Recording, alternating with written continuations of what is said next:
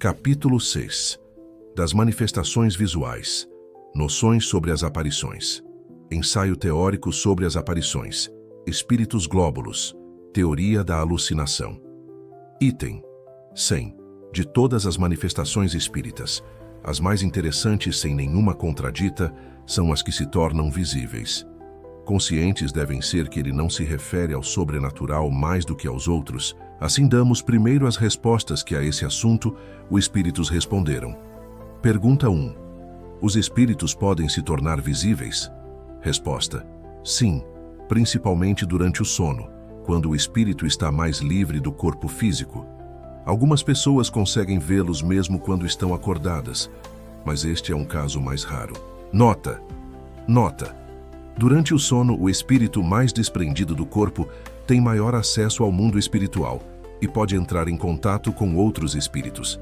Mesmo quando não nos recordamos de tal interação, nossa alma vivencia essa liberdade. Pergunta 2. Pertencem mais a uma categoria do que a outra os espíritos que se manifestam fazendo-se visíveis? Resposta: não, podem pertencer a todas as classes, assim as mais elevadas como as mais inferiores. Pergunta 3.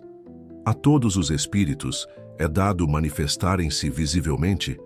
Resposta: embora todos possuam essa capacidade, nem sempre recebem permissão para isso ou têm vontade de realizá-lo. Pergunta 4. Que fim objetivam os espíritos que se manifestam visivelmente? Resposta: isso depende. De acordo com as suas naturezas, o fim pode ser bom ou mau. Pergunta 5. Como lhes pode ser permitido manifestar-se quando para mau fim? Resposta: nesse caso, é para experimentar-os a quem eles aparecem. Pode ser má a intenção do espírito e bom o resultado. Pergunta 6. Qual pode ser o fim que tem em vista o espírito que se torna visível com má intenção? Resposta: amedrontar e muitas vezes vingar-se. 6. A. Que visam os que vêm com boa intenção. Consolar as pessoas que deles guardam saudades, provar-lhes que existem e estão perto delas.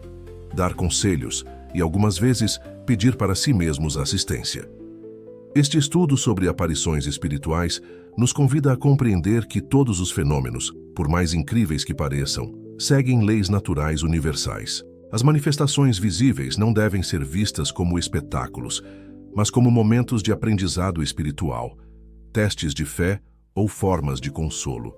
Os espíritos inferiores podem tentar assustar ou prejudicar, mas até suas intenções negativas podem transformar-se em experiências de evolução para quem as vivencia. Já as aparições de espíritos elevados nos lembram que não estamos sozinhos, que a imortalidade da alma é real e que há suporte espiritual nos cercando constantemente. Essa compreensão reforça a necessidade de encarar as manifestações com maturidade, buscando sempre aprofundar nosso discernimento moral e espiritual, pois as aparições, sejam boas ou desafiadoras, têm como propósito maior o crescimento e aprendizado das almas. O texto aborda questões relacionadas à possibilidade de ver espíritos e os impactos que isso teria sobre a vida cotidiana e a evolução humana. Ele oferece explicações baseadas em respostas dos espíritos, complementadas com reflexões para facilitar a compreensão. Pergunta 7. Qual seria o inconveniente de ver os espíritos de forma permanente e geral? Isso não eliminaria as dúvidas dos incrédulos? Resposta: os espíritos explicam que a visão constante dos seres espirituais perturbaria a vida humana, tirando a autonomia das pessoas e dificultando o curso natural de suas ações. O homem, ao acreditar estar só, age mais livremente.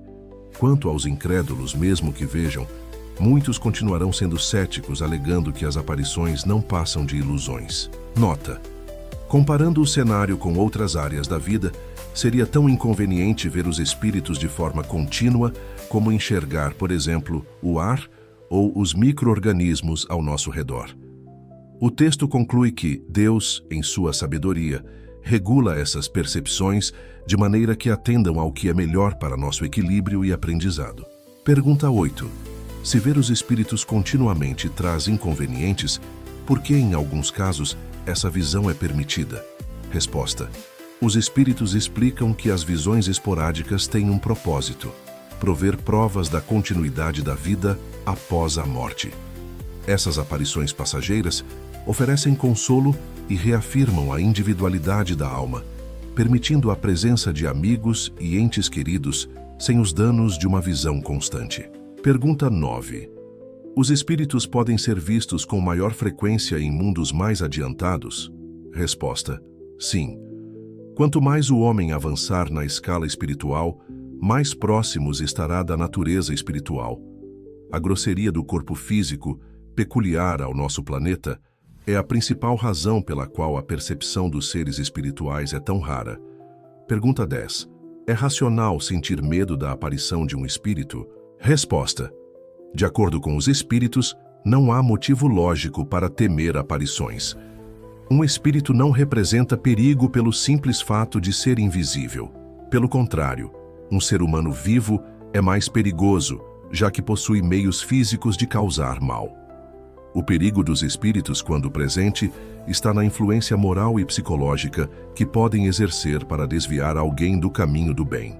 Nota: o texto refere-se a uma experiência de uma senhora que, inicialmente assustada por uma aparição, sentiu alívio ao perceber que se tratava apenas de um espírito e que, portanto, podia dormir tranquila.